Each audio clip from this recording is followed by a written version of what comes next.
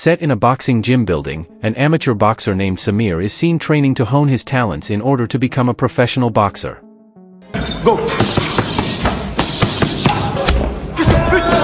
While the training was going on, suddenly a group of thugs appeared out of nowhere and attacked all the athletes inside the building. Samir, who was ignited by emotion, finally did not remain silent and was forced to get involved in the fight.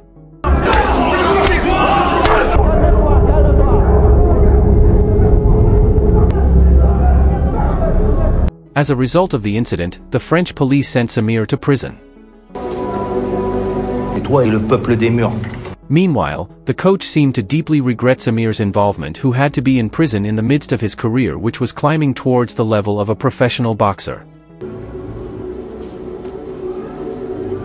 After serving several months of probation, Samir was released on the condition that he not be involved in any criminal activity. Vous y confortez, c'est important pour la suite de la mesure. Très bien. Merci.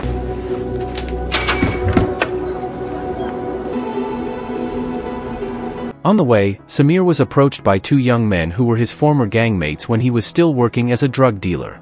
The two young men delivered a message from their boss, who offered Samir another job as a drug courier. However, Samir politely declined the offer. Samir preferred to work on a construction project.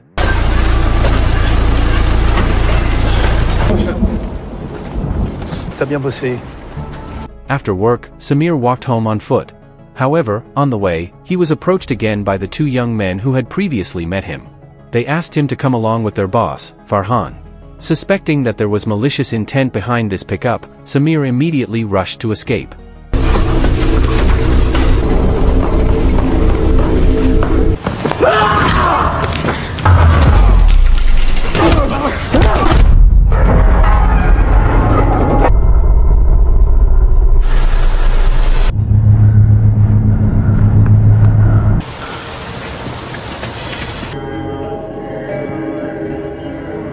Five years pass, and the story moves to a fishing village in Thailand. After an incident that accidentally killed one of the thugs, Samir decided to flee France and chose this place to start a new life. During his stay in Thailand, the villagers welcomed Samir warmly. He worked on the side as a fisherman. Although his income was insufficient, at least he could continue living his days in peace and quiet. On the other hand, Samir is now married. He married a local woman named Mia, and they have a beautiful daughter named Dara.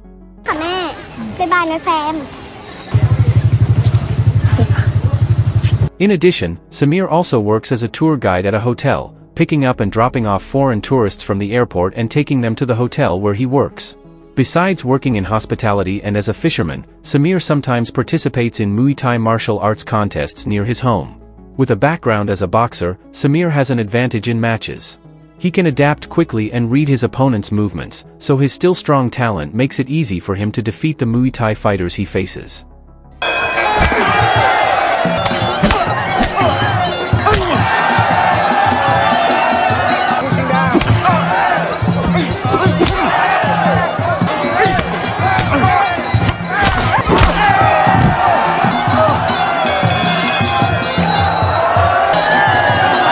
This made a gambler named Sambat happy, as he liked to place bets on the matches. When the second match started, as usual, Samir dominated again. However, this time, he was forced to give up on his opponent because, behind the scenes, Sambat and the match organizers wanted Samir to lose, with the promise of 3 times the usual payout.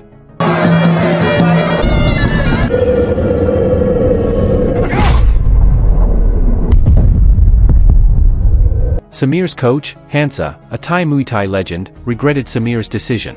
However, it is known that Samir was forced to do so to earn money to fulfill his wife Mia's wish of buying a piece of land on the beach. Nice defeat, man! Look at this. All because of you. Thanks, bro. No problem. Long story short, after getting the money, Samir and Mia visited the land office to organize the process of purchasing their dreamland. However, due to Thai regulations that make it difficult for foreigners to own land, their process was hampered. Mia explained that she was the daughter of a French father, Samir's home country. Despite her efforts to explain, the officer continued to make it difficult, so their application could not proceed. The problem was further complicated when the landowner suddenly increased the selling price. มีปัญหานิดหน่อยนะเจ้าของเนี่ยเขาโทรมาบอกว่าเขาไม่มาละ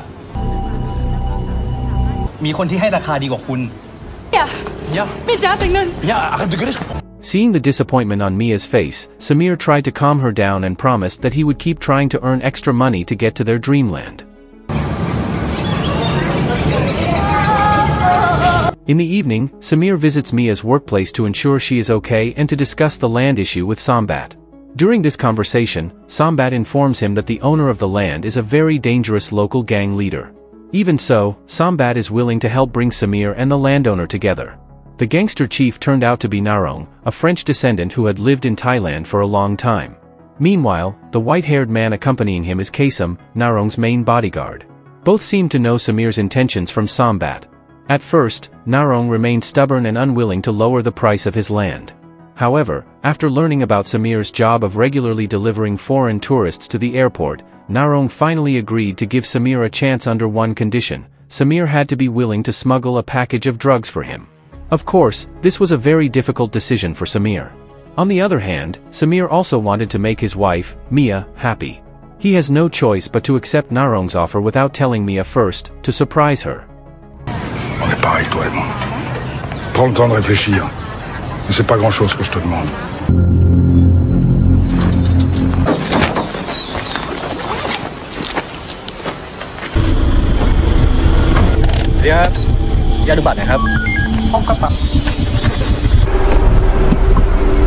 Finally, at the appointed time, Samir carried out the action. He carried the package of drugs while delivering the tourists. Apparently, Narong had sent one of his men to disguise himself as an airport officer to help Samir, hoping the action would go smoothly. However, who would have thought that real airport officers would become suspicious of their movements? As a result, something unexpected happened.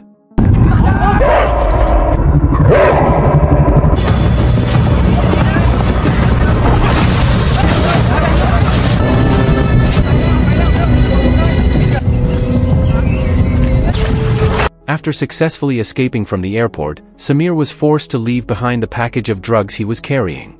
When he arrived home, he realized his failed decision had triggered a major problem. Narong would surely hold him responsible for this failure. Realizing the situation, Samir immediately asked his family to leave.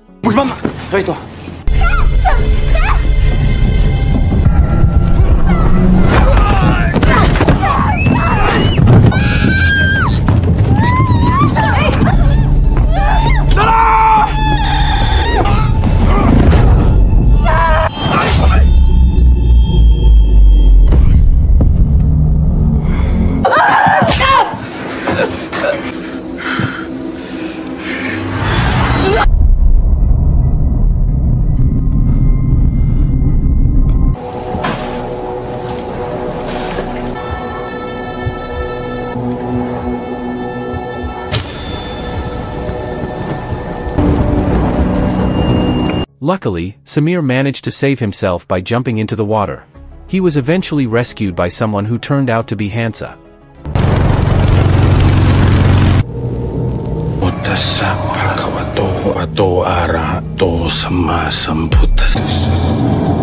Samir finally woke up after receiving traditional medicine treatment from Hansa. In a semi-conscious state, he saw Mia's shadow from behind the darkness as if asking Samir to avenge her death.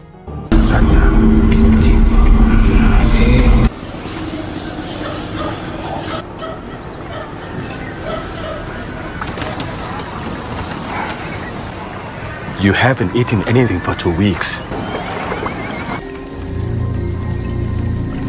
A few days later, Samir came to Sambat's house after his condition had recovered. Samir's arrival certainly surprised Sambat because everyone who heard about the massacre had thought Samir was dead. In fact, the local police had closed the case. However, with a photo of his wife, Samir still hoped that his daughter Dara might still be alive, and he was determined to find her. Samir's first step was to meet a cafe waitress, where he inquired about Narong's whereabouts. The waitress informed him that Narong frequented a bar and advised Samir to look for him there. Long story short, night fell. Samir immediately went to look for Narong at the bar in question. There, Samir met a woman who was interested in him, and they easily gave him information about Kasem, who was at Narong's prostitution center.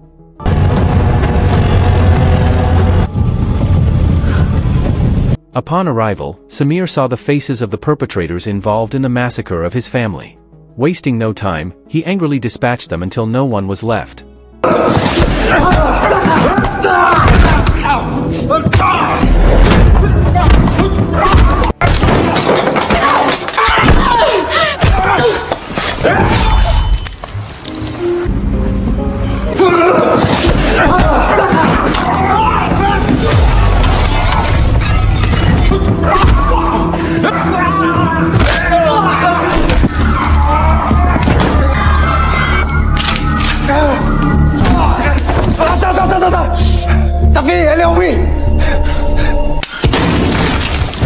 Just then, Samir received news that his daughter, Dara, was still alive and had been taken by someone.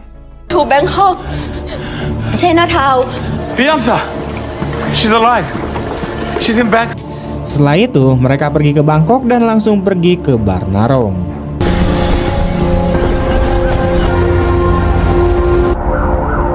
Upon arrival, they were immediately confronted by Narong's men.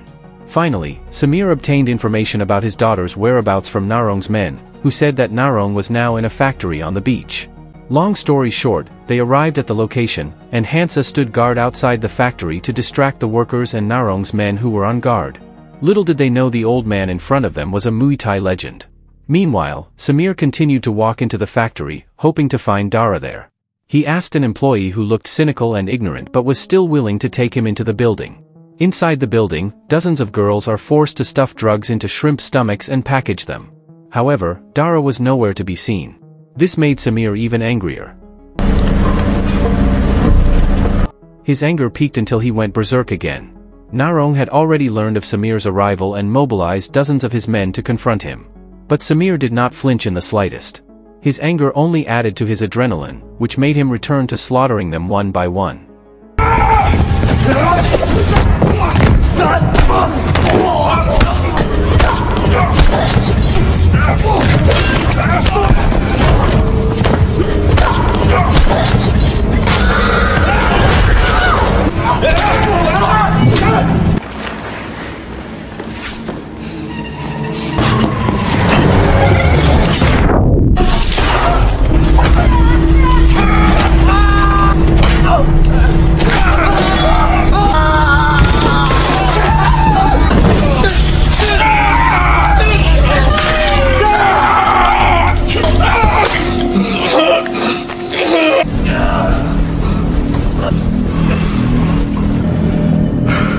After a desperate struggle, Samir finally arrived at Narong's room with his body covered in wounds. There, the real reason was revealed.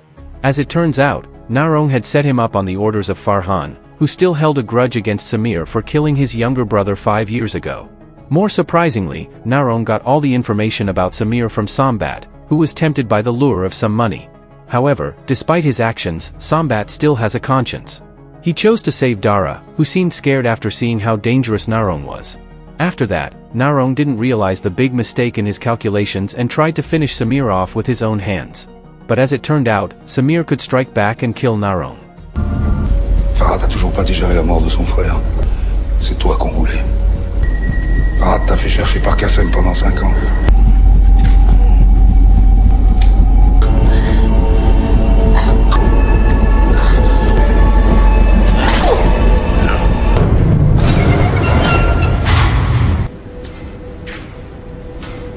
There, Hansa lay in critical condition, losing a lot of blood. And finally, he slowly breathed his last.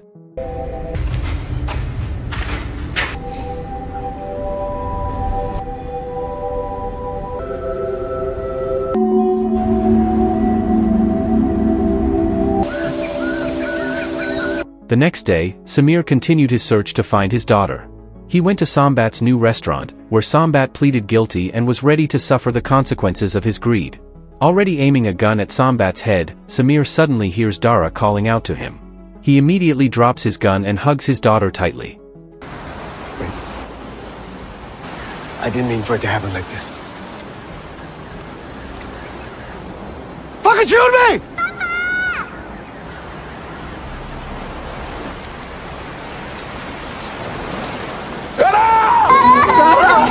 Hãy subscribe cho kênh Ghiền Mì Gõ để không bỏ lỡ Unfortunately, Sombat was unable to hold back his guilt. In the end, he chose to commit suicide. If you enjoyed this video, don't be shy, hit the like button, and if you disliked it, hit the dislike button twice just to be sure. You should watch the full movie. Thank you very much for watching.